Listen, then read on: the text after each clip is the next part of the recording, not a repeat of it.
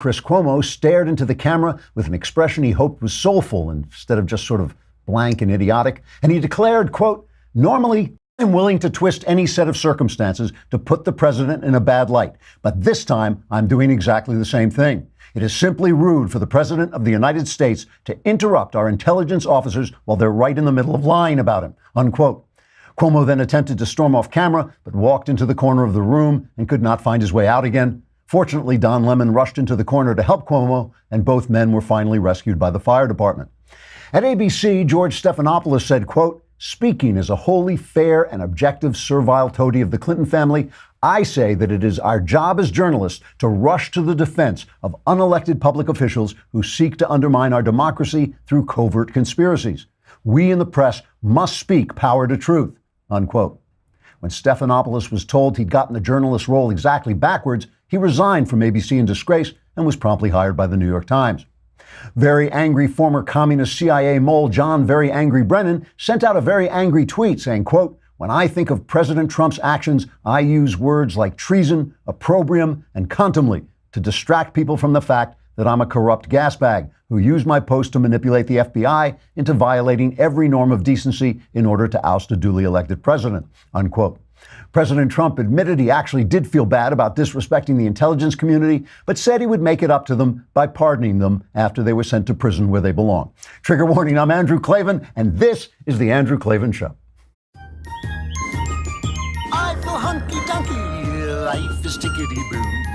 Birds are winging, also singing hunky-dunky-doo. Ship-shaped, tipsy-topsy, the world is zippity-zing. It's a wonderful day, hurrah, hooray! It makes me want to sing.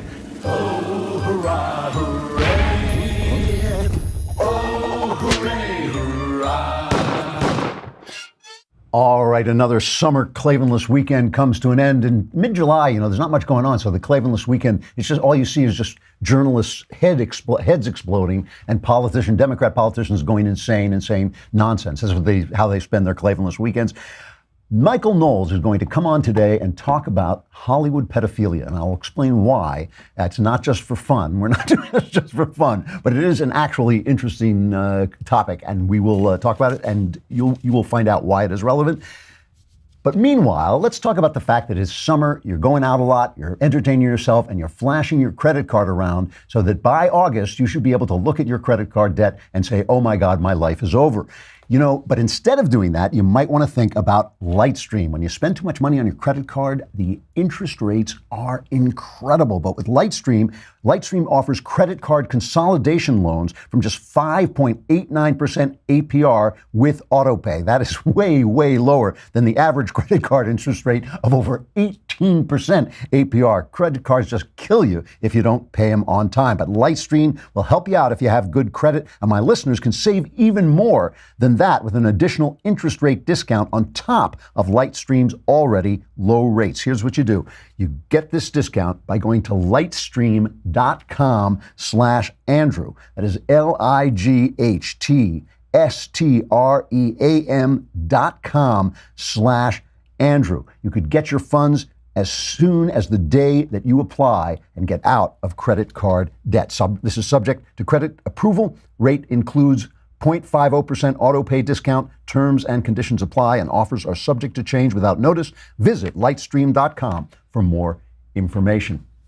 So one of the things that's really important to remember as you watch all the craziness that goes on in the press, especially in the summer when they haven't got a lot of news, so they're just actually feeding off their own rage and stupidity. One of the things you have to remember is the same machinery that attacks President Trump, the same machinery that sells socialism, the same machinery that sells abortion, the same machinery also makes people famous and successful. It's the same machinery, right? When you hear me go off on the New York Times and call them a former newspaper and make fun of them all the time, you're looking at a novelist who knows that he will never get a review in the New York Times again, let alone I'll probably never even get a bad review because they wouldn't go out of their way to give me that much attention. So you don't meet that many people. That doesn't make me a hero. That just means I have a different set of priorities than a lot of people have. And I'm a different age than a lot of people have. And I don't really care what the New York Times thinks about me. I don't think it's going to matter to me in the long run. But most people, especially young people, if they're up and coming and they're working in the business and they're working, even if they're writing nonfiction, if they're writing fiction, if they want to be in the movies, if they want to do all kinds of things, the same machinery that is selling you socialism, selling you abortion, selling you all the things that the Democrats want to sell you, selling you open borders, that same machinery is the machinery they need to become famous. So you have to understand that when you're seeing these character assassination wars that are going on right now, what you're seeing is this weapon that has been unleashed on us in a celebrity society, a society where any publicity is good publicity. You're seeing that machinery kind of going out of control. I mean, this happened with Ben last week. It was just appalling. This actor, what was his name? Mark Duplass, I think. He tweeted about Ben. He said, I don't agree with Ben. He was talking to his fellow liberals. He said, if you want to follow somebody on the other side, you might want to think about following Ben Shapiro. He said, I don't agree with him on much, but he's a genuine person who once helped me for no other reason than to be nice. He doesn't bend the truth. His intentions are good. All of which, by the way, is true about Shapiro. I don't like to blow his cover because I know he's got this big thing about what a bad guy he is, but it's true. He will go out of his way for you. He's incredibly generous. And he's even been generous to Knowles. You know, he only backed over him twice, I think, the last time. So, of course, they unleash on Duplass. And Duplass not only pulls down the tweet because he's protecting his profession, because the same machinery that he needs, right, to make him famous is the machinery that is selling all this socialist stuff. But not only does he pull the tweet recommending Ben, he then gets out and he says, basically he says that Ben is hateful. He says he's racist. You know all the stuff, the sexist, racist, homophobic, all this stuff that Ben actually isn't. So he now throws Ben under the bus. Shapiro didn't call up Duplass and say, hey, could you recommend following me? And this assassination stuff is what goes on. You know, it happened to a judge, one of President Trump's nominees, a guy named Ryan Bounds. Tim Scott, who is a senator that I really respect. He's the only black Republican senator, and he seems like a good guy, a straight arrow guy, but he basically nixed a appeals court nominee, Ryan Bounds, because of stuff that Bounds wrote in college, where he said he thought it was wrong. He was complaining about multicultural organizations that divide up by race for their feel-good ethnic hoedowns. And he said, well, white students don't seem to need an Aryan student union. Why should there be a black student union? And Scott nixed him for that, which I think is wrong. Now, maybe, look, Scott is a good guy. Maybe he knew more than I know. I'm just telling you what I read in the papers and read in anti-Trump papers to make sure I was getting at all the worst stuff. But you should be able to say things in college and write things in college that maybe later on you change your mind about. And I don't personally think that's so bad, what he said. But even so, even if you didn't agree with it anymore, you've got to be able to explore ideas. You've got to be able to be wrong sometimes. Ben answered Duplass by putting out a thing on all the things that he had said that he regretted and all the things that he was attacked for that he didn't regret saying, because Ben knows too, Ben knows too that this machinery is very, very destructive. But the thing is, it's a way of arguing that we have all gotten used to. And this is really important. When somebody says something to me that I disagree with, I say, here's why I disagree with that. I don't say, oh yeah, well, I researched you, and back in college, you slept with a girl who'd had 5 drinks. That's not an argument. That is not an argument. When somebody says we should have socialism, it's not an argument to say, well, you slept with a drunk girl in college. When somebody says we should ban abortions, it's not an argument to say, oh, well, you once stole some money from a store. That's not an argument. And so the problem that the left has is they have this huge machinery and everything they think is untrue. Socialism destroys the economy. Abortion really is killing. I mean, you can make arguments for abortion, but you have got to accept the fact that you are killing what will be a full human being in time. This woke stuff is pure racism.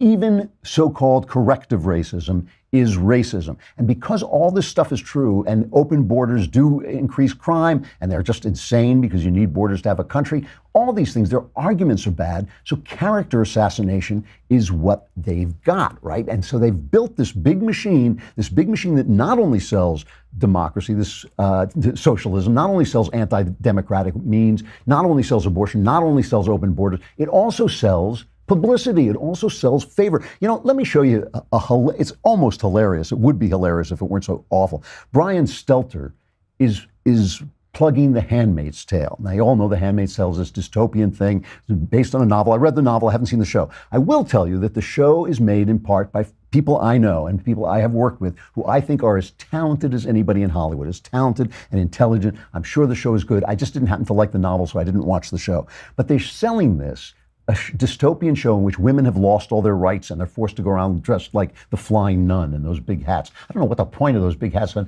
Sally Field at least could fly around wherever the hell she lived as a nun, but I don't know why they're wearing these in this thing. But anyway, they wear these hats and they're forced to have babies, blah, blah, blah, blah, blah. Brian Stelter is promoting this as, in fact, the Handmaid's Tale people have promoted it as being an actual commentary on Trump's America. Just listen to a minute of this. It's unbelievable. In the world of Trump, plot lines that were once thought to be too outlandish are no longer. I would be very happy if my show became irrelevant as quickly as possible. Bruce Miller is the creator of Hulu's breakout Emmy-winning series, The Handmaid's Tale. Conceived before the election, the chilling show went on to capture the lightning of the current political environment. Our writers' room is very news aware. Trump pushing out all these hot button issues brings them to the fore, and they become conversations in the writers' room. Hard to fathom, since The Handmaid's Tale is a dystopian show set in a made-up place called Gilead, where women's rights have been stripped under a twisted totalitarian regime. We don't do anything on the show that isn't happening to women somewhere in the world. It feels like a cautionary tale more than ever. What does it mean for this program to be on now in the Trump age? It has far more meaning and urgency as we see women's rights, particularly women's reproductive rights, under attack yet again. Unbelievable. Now, when he says that we don't do anything on the show that isn't happening to women somewhere in the world, I agree, but it's happening in the Muslim world, not this world, not the world that we live in, the lovely Western world that we live in, where women have any right you can imagine. There is an argument to be had about abortion that we were not allowed to have because the Supreme Court shut the political process down with Roe v. Wade. There's an argument to be had about abortion. It is not just about a woman's right. It is also about the baby's right. There's another person involved. That's not The Handmaid's Tale that people want to debate abortion. It's insane. But let me just tell you how this works, all right? The people who make this show, they want the show to succeed. They want people to watch it. They want to garner an audience. Of course they do. I want audiences for the things I do. We all do. They can go on Brian Stelter. Brian Stelter focuses on the news if they have a news hook. Back in the 80s, I wrote what I think is a really good crime story called A Shock to the System, starring Michael Caine. It was based on the excellent, excellent novel by Simon Brett. And I used it in part, not as an attack on Ronald Reagan, but as a commentary on the Reagan age of people where they said greed is good. Okay. And the only point of the show is basically capitalism needs moral limits. That was kind of the point of the thing. But that was the theme. It's really just a murder story, right? That was the theme was that, like, this guy just takes success. You know, even the desire for success needs moral limits. So that was kind of the theme. But the story is a murder story. The New York Times called me up. And at the same time, there was a movie called, oh gosh, I cannot remember. It was teenagers in a high school who start killing people. And it was coming out at almost at exactly the same time. It had a one-word title. Can't remember. A guy from the New York Times calls me up and he says, what is the meaning of this trend where movies are about murder? And I'm still to this day a very naive teller of truth. When you ask me a question, I tend to tell you the truth, right? And so I said, I don't think it's a trend. That's ridiculous. So they didn't quote me and they didn't promote the movie, right? And of course, I learned from that today. I would have said something to try and get the movie promoted because that was my job. I didn't understand. I thought when people asked you something, you told the truth. I still feel that way. It's still the first thing that comes out of my mouth when people ask me a question is what I think is the truth. But still, that was not playing to the machine. All right, so now we're in the position. So now we have this guy, James Gunn. And James Gunn is at the top of the Hollywood food chain. He's directing The Guardian of the Galaxy. I think he wrote and directed the first one, and now he was directing number 3. So this alt-right guy, what's his name? Michael Cernovich, right? And he's the real, they call everybody alt-right. They'd probably call me alt-right at this point. But Michael Cernovich is a really alt-right guy. And he goes after him, and he digs up all these tweets that Gunn made about rape and pedophilia, and Disney dumps him, okay? So, and by the way, Gunn had called for boycotts of Laura Ingraham, so he was being hoisted on his own petard. The machine that the left created was was turned against him. And a lot of right-wingers said, well, good, turnabout is fair play. And some right-wingers who were more thoughtful kind of wrung their hands about it and said, do we want to get in this game where we stop arguing? See, we have good arguments. We have arguments for freedom. We have arguments for prosperity. The stuff we do works. The stuff we believe in, it dignifies people and uplifts people. And yeah, there are all kinds of arguments within the conservative community and arguments between conservatives and reasonable liberals that can be had, all kinds. But still, our arguments tend to make life better, as we see under Trump, where the economy is soaring. So we tend not to try to character assassinate people. But the problem I have with Gunn, and I'm holding fire on Gunn. If all he did was make jokes, I don't think he should be fired. I don't think anybody should be fired for making jokes. I make all kinds of jokes. You have heard me preach it about racism, how I think it is an absolute attack on God. I think racism is an attack on God. I also believe in making racial jokes. I believe you should joke about everything. That's part of how you expel some of the hostility, natural craziness that people have. I think it's a great thing. All right. But I'm holding fire on Gunn because Hollywood has a pedophilia problem, and that is what we're bringing on Knowles to talk about after the break. I want to talk about the fact that this is a problem in Hollywood. Every time it comes up, it gets squelched, and it gets squelched fast, and that is because powerful people are involved. So I'm holding fire judgment on Gunn, what Disney knew about him and what they didn't know. His tweets were really ugly, not funny. I don't know why there are so many jokes about pedophilia, but we'll talk to Knowles about that when he comes on. But the thing I want to emphasize is the idea that this is new under Trump is ridiculous. And the idea that the left cares about character is absurd. Over the weekend, I watched Chappaquiddick. I finally got to see Chappaquiddick, which was good. And I think it's made by lefties who are attacking Teddy Kennedy from the left. But it's pretty journalistic, right? They don't say what they don't know. They don't say that Teddy Kennedy was having an affair with Mary Jo Kopechne. They make it just a little bit blurry. You just don't know. But he obviously knew her. He was obviously a heavy drinker. He was obviously a guy who cheated on his wife a lot, drove off the cliff, left her there. She might have survived if he had reported it. His friends told him to report it. He said he would report it, and he didn't. And they follow that. And they also follow how the Kennedy machine gathers around him to help basically squelch this thing in the hope that one day Teddy Kennedy can still run for office. Here's a brief scene. It's cut number 9, where all these famous guys from the John F. Kennedy administration get together to help Teddy strategize how to cover up the clearly illegal manslaughter of this woman. We need to remind the American people what this family has been through. And how are you planning on doing that, Ted? We tell the truth, or at least our version of it. Now, I followed mine the best I could that night, and me and Paul and Joe, we did everything we could to save that poor girl. So they basically engineer. He never made it to the presidency, but he did get reelected forever to Congress, to the Senate in Massachusetts, where he used his position to assassinate the character of Robert Bork. Robert Bork was an originalist constitutional judge whom Ronald Reagan appointed as nominated to be a justice of the Supreme Court. And Teddy Kennedy led the assassination of this character to the point where it became known as Borking. It was called Borking. Here is a moment of Teddy Kennedy borking Robert Bork. In Robert Bork's America, there is no room at the inn for blacks and no place in the Constitution for women. And in our America, there should be no seat on the Supreme Court for Robert Bork. Mr. Bork has been equally extreme in his opposition to the right to privacy. In an article in 1971, he said, in effect, that a husband and wife have no greater right to privacy under the Constitution than a smokestack has to pollute the air. What I hear you're saying here now is that the test that was used about 90 years ago, and which was the basis for discrimination against women, is the standard that you would use. You may be able to elaborate on it, but that's at least what I'm hearing. It was appalling. I mean, by the end of it, they were saying, well, Bork had tried pot in college. How could you serve on the Supreme Court when you had violated the law? You know, that was the kind of thing they did. This was a really fine justice, and he was destroyed by these guys.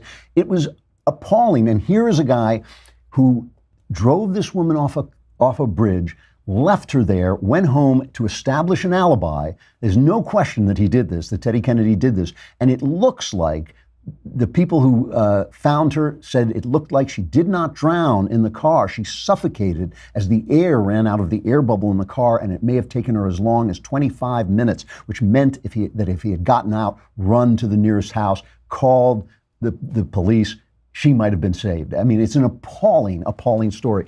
Here is just some clips from our friends at Newsbusters of how the news handled the death of Teddy Kennedy. Listen to this. We are going to begin something. Can you see this going by? It is a scroll, and it's going to continue. We will not finish it before we take a break, because it's Senator Kennedy's legacy, 46 years of service, 300 bills passed. If you're in a wheelchair, that ramp is thanks to Ted Kennedy. If you earn the minimum wage, you make more because of Ted Kennedy.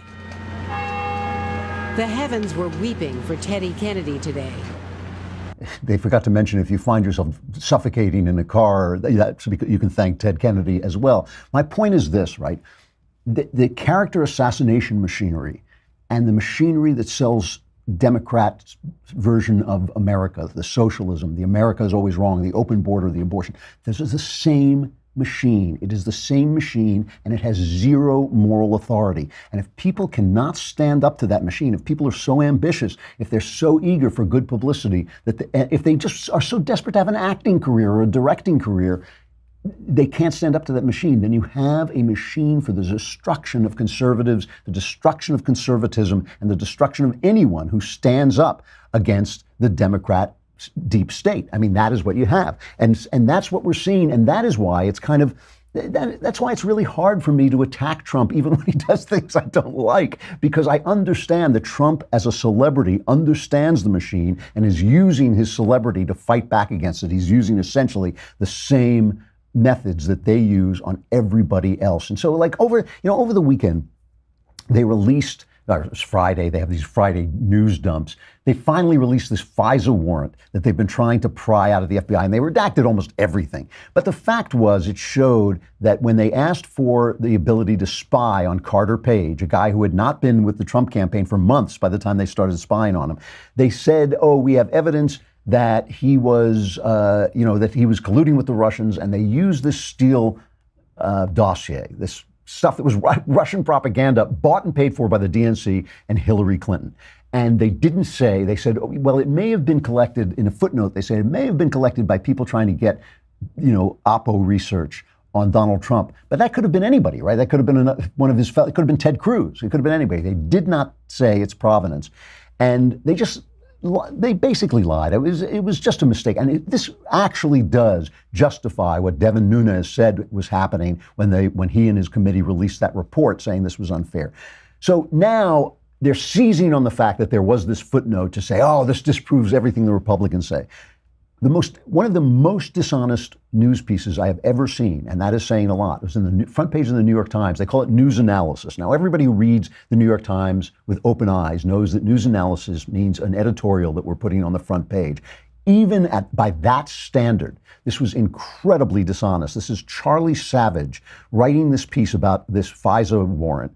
And I don't want to get into the deep weeds about it, but he says, when President Trump declassified a memo by House Republicans in February that portrayed the surveillance of a former campaign advisor as scandalous, his motivation was clear. It was to give congressional allies and conservative commentators another avenue to paint the Justice Department's investigation into Russian election interference as tainted from the start. But this past weekend, Mr. Trump's unprecedented decision, which he made over the objections of law enforcement and intelligence officials, had a consequence that revealed his gambit's shaky foundation. The government released the court documents in which the FBI made its case for conducting the surveillance, records that plainly demonstrated that key elements of Republicans' claims about the Bureau's actions were misleading or false. You have to get like 12 paragraphs down. I lost count of how many paragraphs you get down before you find out that everything in the Republican memo was true.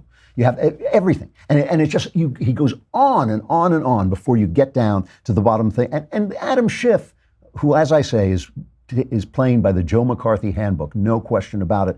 Adam Schiff is still just throwing these charges out at Trump. Play the Adam Schiff clip just to show this is embarrassing. If this isn't what Putin wants people doing, I don't know what is. Well, I certainly think he's acting like someone who's compromised, and it may very well be that he is compromised, or it may very well be that he believes that he's compromised, that the Russians have information on him. We were not permitted to look into one of the allegations that was most serious to me, and that is, were the Russians laundering money through the Trump Organization? The Republicans wouldn't allow us to go near that.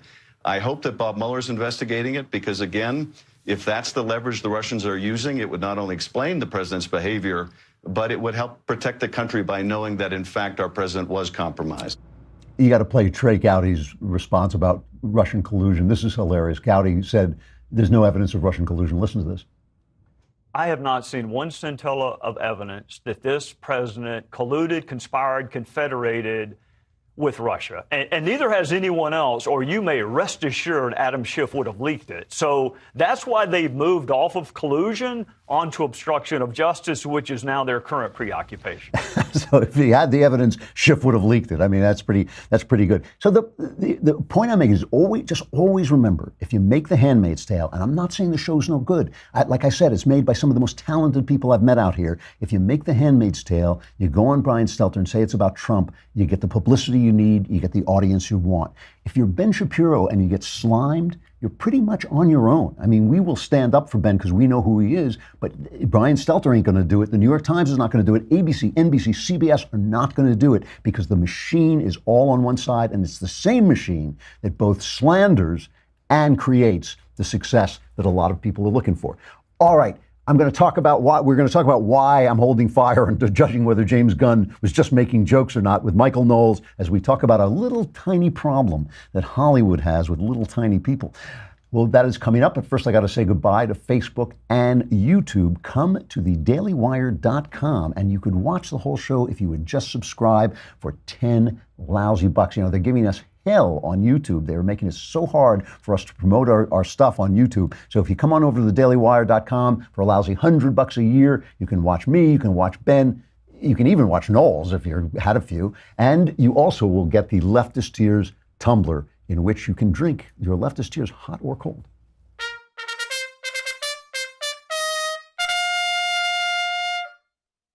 All right, Mr. Knowles, nice shirt. Oh, this whole thing? Oh, thanks.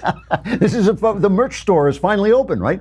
It's so, we've been promising that the merch store is going to roll out every 5 minutes for the past 3 years. But I don't know. I've been wearing some shirts on the shows. Yeah. Some people have been getting emails. You see what you get. I like it. The fact that you're wearing a Shapiro shirt shows you're a very forgiving individual. Well, it's self-preservation. At this point, Ben is ready to bulldoze my entire studio. So I think, I've got every once in a while, I've got to get a Shapiro shirt on. I agree with Mark Duplass. He's a wonderful guy. He only has tortured you death by 500 cuts. It could have been death by 1,000 cuts, but it's a sanctifying experience. Look, I'm a Catholic. We're all about mortification. This really is helping me out. That's right. It's good for you. So here's the thing. I don't know anything about James Gunn, and I'm not accusing him of anything. I just know that there are an awful lot of jokes about pedophilia flying around Hollywood, and an awful lot of accusations that pedophilia is something kind of a going thing. Am I right? This is the weird thing. I mean, the question of whether James Gunn made jokes, why people went out to get him, whatever, that is sort of a separate cultural issue. Right. Nevertheless, and totally regardless of that issue, pedophilia is a huge problem in Hollywood. There is a conspiracy, the witches are real, and it's being covered up. Yep. And it's been covered up for decades. And this is a little weird thing. I guess the jokes are kind of a way into this. After this all came out, now it's a tit for tat of you told worse jokes 15 years ago or this or that. Patton Oswalt, the alleged comedian, came out and he tweeted 10 years ago, this was just dug up again, my dong is super friendly and loves getting rubbed by children, #career-ending Twitter typos. Okay, it's a typo. You meant a dog or that's kind of funny, right? Yeah. Then we found another one that came up. Sarah Silverman, hey, is it considered molestation if the child makes the first move? I'm going to need a quick answer on this. Okay, it's a little more on the nose, whatever. Yeah. Then Michael Ian Black, the guy, that crazy anti-Trump comedian, he's so angry all the time. He says, he tweeted out, this is years ago, I don't like watching iCarly, that's a children's show, with my daughter because there's nobody on that show I want to molest. Okay. Well, okay, they seem to be getting a little stranger. And the other thing is we talk about everything, we joke about everything and joke all the time, but these guys in Hollywood seem to be joking about pedophilia a disproportionate amount. It's a little weird. It's also interesting how unfunny those tweets are. The first one, the Patton Oswalt thing, borderline funny. Yeah. Yeah. At least it's sort of recognizably a joke. The others, though, you really wonder. And there is this trend that has gone on in Hollywood, on a twofold. One, of molesting children and covering it up, and then making art, producing movies that seem to normalize sexual relations with minors. This is John Nolte over at Breitbart has been screaming about this for years. Yeah. So when you look at those movies, they really all seem to take place in a certain period of time. I actually think Nolte might have had something to do with them stopping this, because this period between 2001, 2006, 2007, you had all of these movies. This is from Nolte's just one article about it. Notes on a Scandal, Birth, Towelhead, The Woodsman, Little Children, Lie. They all made these sympathetic pedophile characters. And then he wrote a long piece in 2008 about The Reader. Do you remember that movie? Yeah, oh yeah, do I ever? Yes, that movie drove me crazy because the woman who's supposed to be the heroine of the movie is A, sleeping with a 15-year-old boy, B, a Nazi, and then when she I'm going to give the end of the movie away, but when Spoilers. she kills herself, you're supposed to kind of shed a tear, and I was like, my God, she's a child molester. Oh no, she's a Nazi. Oh, thank heaven she's dead. That to me was the plot of the movie. It's a comedy. Yeah, it's a happy comedy, ending. exactly. Yeah. All's well that ends well. So there's that aspect of it, and then what's really weird. There have been a ton of pedophiles in Hollywood. Charged, convicted, and they start working again. What's really weird is they get brought back into it. Yep. People all the time, they focus on the Catholic Church. Hollywood focuses on the Catholic Church. They say the Catholic Church was abusing children. The percentage of Catholic priests who were abusing children is lower than school teachers in the public school system. It was very low, and usually they were dealt with. Not so in Hollywood. Here are just a few examples. You can pull this, just Google it. I mean, you'll get dozens and dozens of examples. Bob Villard. That was the manager of Leonardo DiCaprio and Tobey Maguire when they were children. In 1987, before Leonardo DiCaprio ever started acting, before he became this big manager, Villard was charged with possession of child pornography. The prosecution couldn't prove it, so he went off and got scot-free. In 2001, he was caught with a collection of sexually explicit photos of young boys. Wow. He went to jail, served his time, got out, went right back to managing kids. Hollywood embraced him again. Yeah. 2005, he molested a 13-year-old boy who he was courting as a client. The DA in that case said, quote, "That's just what's done. This is all normal in the industry." That's one example. That was the defense of the prosecution said that. No, I'm sorry. That was the prosecution. That was the DA. Yeah. Then there's the case of Bryan Singer. You might have heard this one. This started to make the papers a little.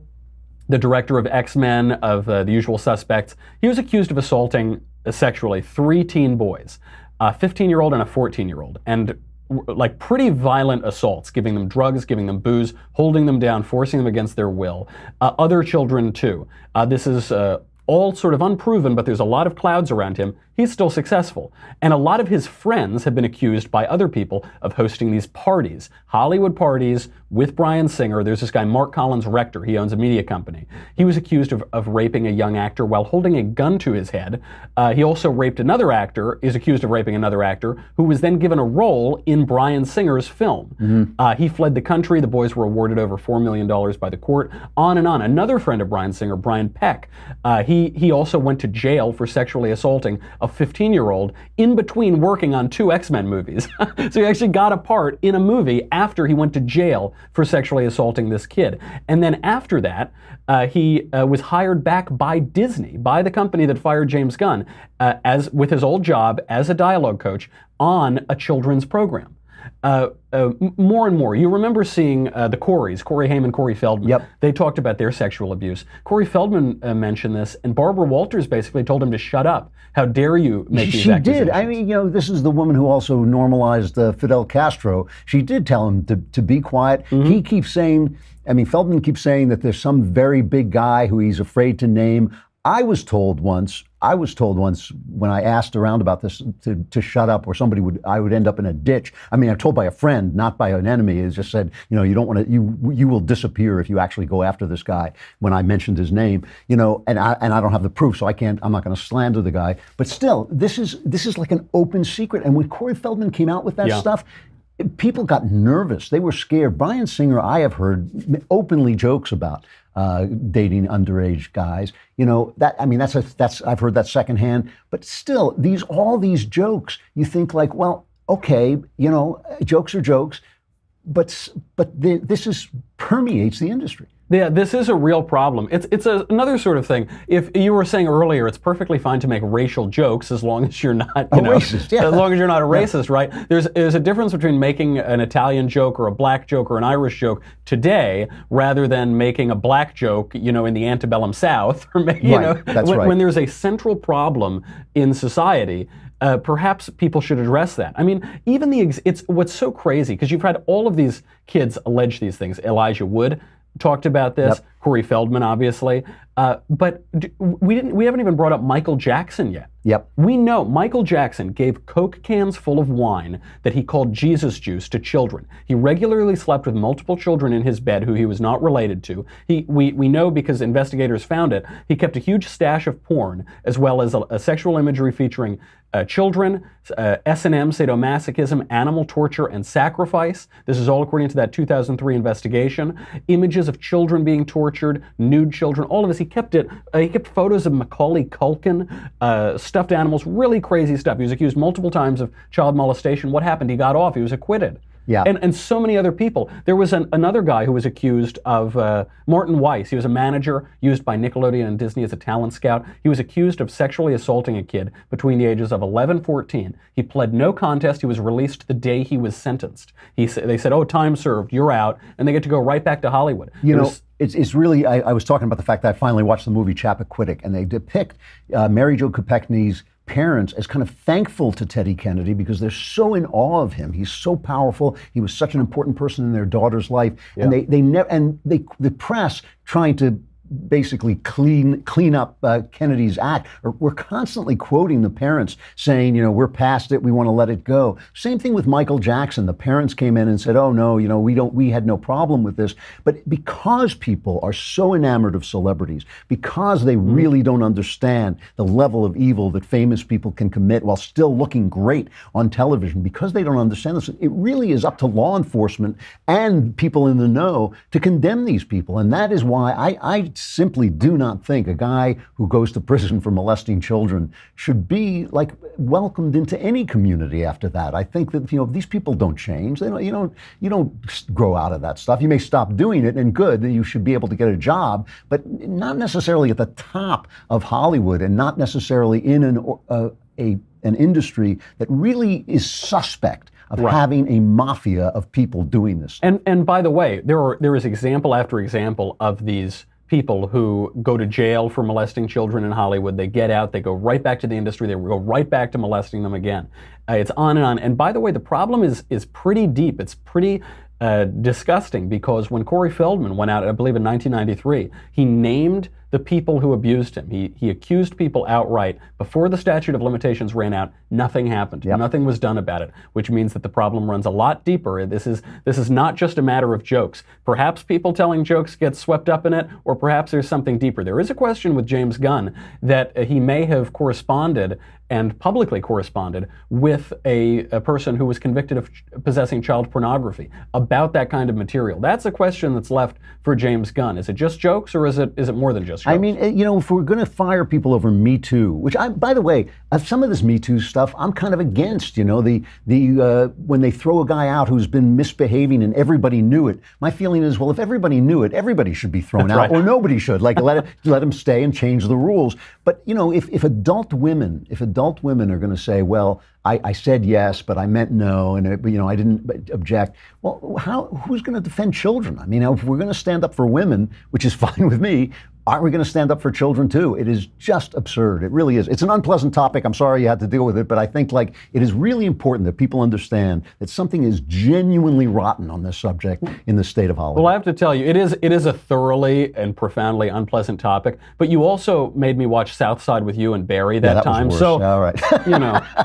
I'm just cruel. I'm a sadist. You're a sadist. That's my sexual thing. I must be a masochist, and you're clearly a sadist. Exactly. What are you talking about on your show today? Today, I'm going to be talking about the double standards. It'll open with James Gunn, but I want to talk about how Donald Trump is basically like Samuel L. Jackson in Pulp Fiction. He is the vengeance of the Lord upon hypocrites out here, and we'll analyze why that's a very good thing and pretty ugly too. You're going to get invited to the White House one of these days, which will never happen to me. All right.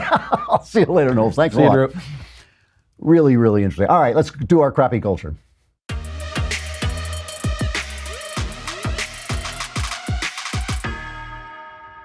So over the weekend, at the suggestion of my beloved wife, I watched or started to watch a comedy show by a Tasmanian woman, which is, I guess off the coast of Australia or something, named Hannah Gadsby, and she is a lesbian, and she has a show on Netflix called Nanette, and it's called Nanette for weird reasons. It has nothing to do with Nanette. But the show starts off with her making mildly funny jokes, and she's kind of charming. She's got a charming presence, making mildly funny jokes about being a lesbian, la la la la la. Then about 15 to 20 minutes in, she changes the tone and says basically she's retiring from comedy because she feels that she's using humor to hide her pain. And then she starts talking about the fact that she was molested, she was abused, and it's really angry, and especially angry against men and white men. It's too bad for them, it's their time is over, and you stink, and all this stuff. It's really angry stuff, totally unfunny, totally uncharming. And well, here she talked. I couldn't put any of it on because she's so foul-mouthed. So here's an interview she gave talking about why she wants to retire from comedy.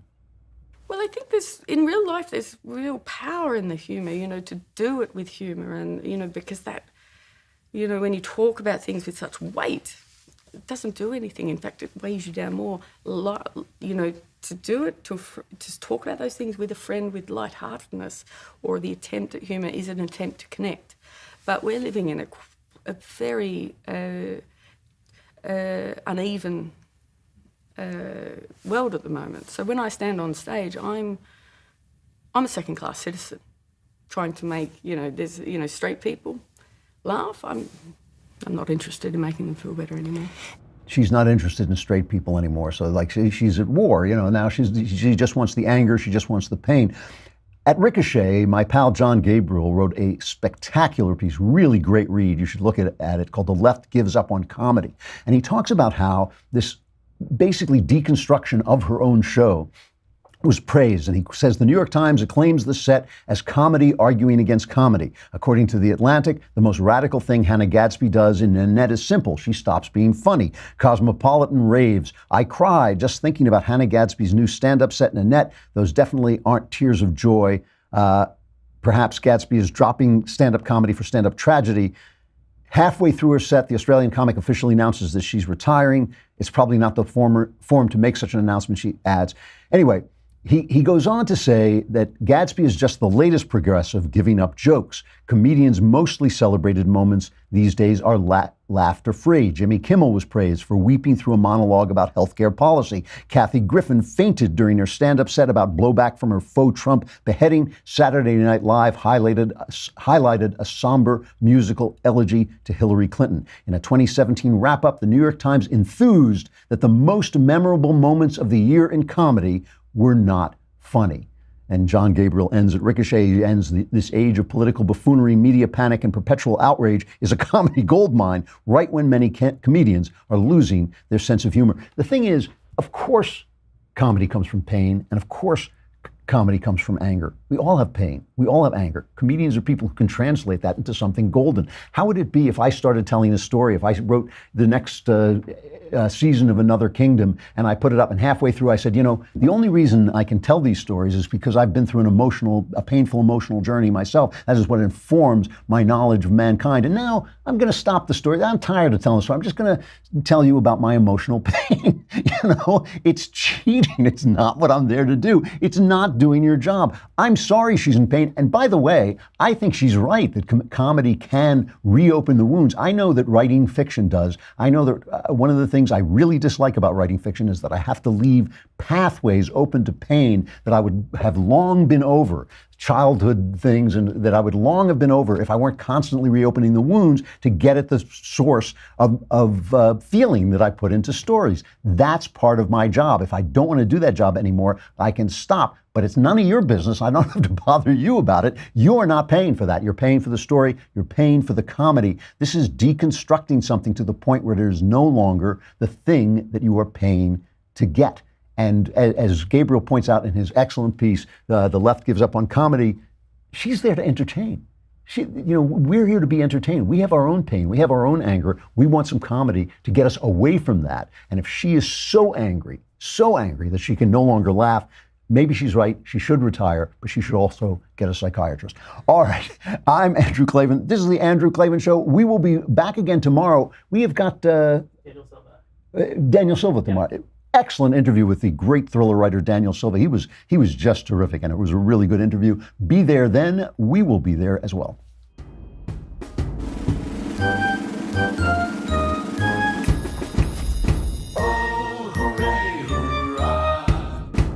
The Andrew Klavan Show is produced by Robert Sterling. Executive producer, Jeremy Boring. Senior producer, Jonathan Hay. Our supervising producer is Mathis Glover. And our technical producer is Austin Stevens. Edited by Emily Jai. Audio is mixed by Mike Cormina. Hair and makeup is by Jesua Alvera. The Andrew Klavan